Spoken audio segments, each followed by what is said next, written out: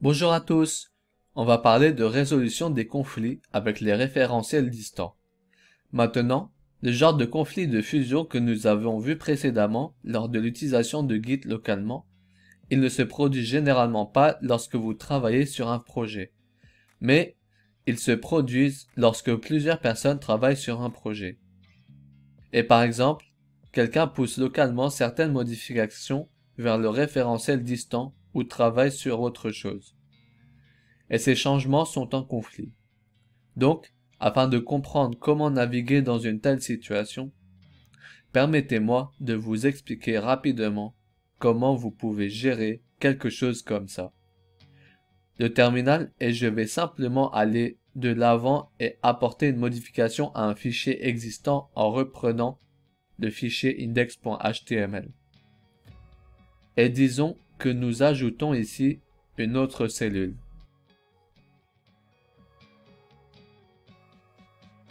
Git add.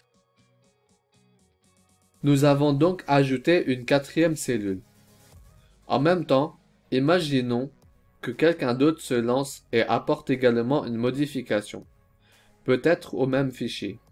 Ainsi, My Website est renommé en My Cool Website. My Cool Website, alors changez de site.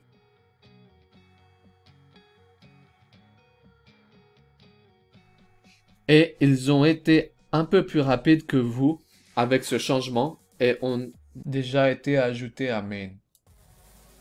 Donc, si nous examinons ce scénario tel qu'il est en ce moment, vous allez voir des problèmes et essayer de comprendre ce qui se passe.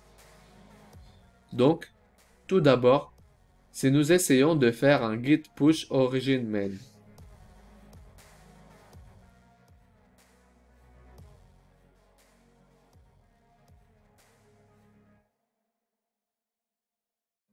ces modifications seront rejetées. C'est encore l'un des cas qui a causé beaucoup de frustration. Les gens le regardent comme « Oh mon Dieu, ça ne marche plus. C'est cassé. » C'est en fait juste parce qu'il y a beaucoup de texte ici sur l'écran. Il n'y a aucune raison pour que vous ne lisiez pas ce qu'il y a à l'écran. Alors, regardons ce qu'il s'est passé. Donc, tout d'abord, nous essayons de pousser à cette adresse. D'accord, super. Et cela a été rejeté. Et quelle est l'erreur? Impossible de pousser certaines références. Ok, nous ne savons pas ce que sont les refs, mais nous essayons de pousser quelque chose. Donc, ça a un peu de sens. Essayez de pousser quelque chose et ça a échoué. Indice. Eh bien, cela commence à sembler utile. Les mises à jour ont été éjectées car la télécommande contient du travail que vous n'avez pas localement. Tant pis. Cela est généralement causé par un autre référentiel poussant vers la même référence. Donc, essentiellement, ce que j'essaie de dire, c'est que quelqu'un d'autre a apporté des changements que nous n'avons pas localement. Vous voudriez peut-être d'abord intégrer les modifications à distance. Git pull avant de pousser à nouveau. Remarque sur l'avance rapide. Ok, alors, vous savez, essayons et git pull. Et bien sûr, nous devons utiliser git pull origin main. Et nous nous retrouvons dans cette situation où nous obtenons ce commit de fusion. Donc, c'est assez similaire dans le concept avec ce que vous avez. Lorsque vous apportiez des modifications à votre branche principale et que vous avez un fork créé avant les modifications apportées à la branche principale, la situation est assez similaire.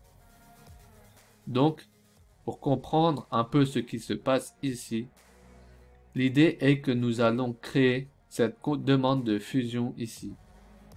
Et honnêtement, nous ne voulons pas vraiment l'avoir. Nous allons donc essayer de sortir d'ici et essayer d'empêcher cette demande de fusion de se produire. Donc, comme vous pouvez le voir ici, cette grande demande s'est produite ici. C'est donc essentiellement ce qui se passe si vous ne rebase pas les modifications maintenant. Il existe également un moyen de rebaser les modifications et je veux vous montrer un peu comment rebaser les changements. C'est la fin de la vidéo, à bientôt pour une prochaine.